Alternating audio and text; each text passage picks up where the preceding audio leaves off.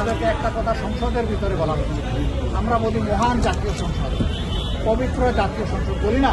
আপনাদের কথা এবং আমাদের সংসদের কথা মিলছে, ডিফারেন্ট হয়ে। আর আমাদের অনুরোধ, আপনারা যা পাবেন স্বচ্ছতার সাথে পাবেন না, কি করার আছে। আপনারা কি বেশি দামে একটু কায়দা করে তেল মাঝে মাঝে বিক্রি করেন, আপনারা করেন না, এবং সেটা একদম ফ্রন্ট দৌড়ে, ব্যাক দৌড়ে কিছু নাই।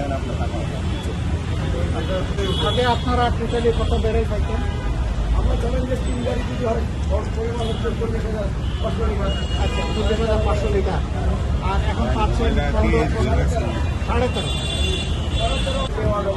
ব্যাপার হয়েছে কি, আমাদেরকে একটা কথা সংসদের ভিতরে বলা হচ্ছে, আমরা বলি মহান জাতীয় সংসদ, পবিত্র জাতীয় সংসদ বলি না।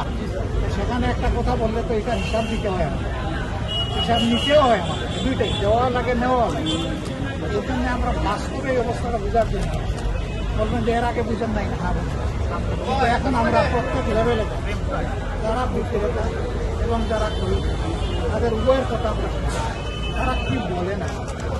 আপনাদের কথা এবং আমাদের সংসদের কথা মিলছে, ডিফারেন্ট হয়ে।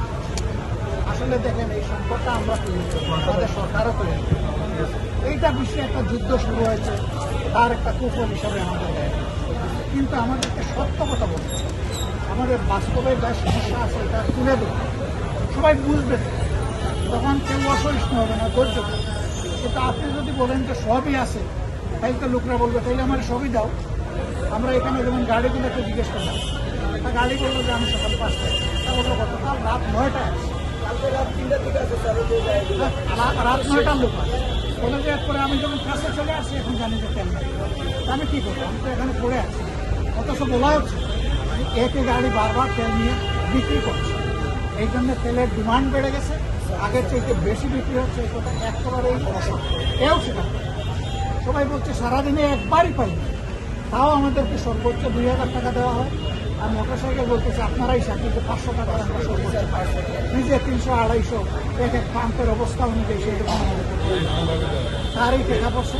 8 ঘন্টা, 10 ঘন্টা, 7 ঘন্টা, 5 ঘন্টা লাইনে দাঁড়িয়ে এইটুকু তেল নিবে, বাধ্য হয়ে জরুরি কাজ করে। আমরা দুঃখিত যে আমরা একদিকে জনগণের ন্যায্য চাহিদা পূরণ করতে পারছি না, অন্যদিকে জনগণকে আমরা মৃত্যু বানাই। এটা আসলে জাতীয় লজ্জায় আমাদের খারাপ। তাই সত্য কথাটা বলতে অসুবিধা। আমি তো আগেও বলেছি, এই সরকারের এটা ইরান ইসরায়েল যুদ্ধের কারণে সবাই মিলে আমরা বুঝবো, সেভাবে চলবে। মিথ্যার আশ্রয় নেওয়া যাবে, জনগণকে ধোঁকা দেওয়া যাবে। ভালো থাকবেন ভাই। আর আমাদের অনুরোধ, আপনারা যা পাবেন স্বচ্ছতার সাথে পাবেন না, কি করার আছে। Thank you.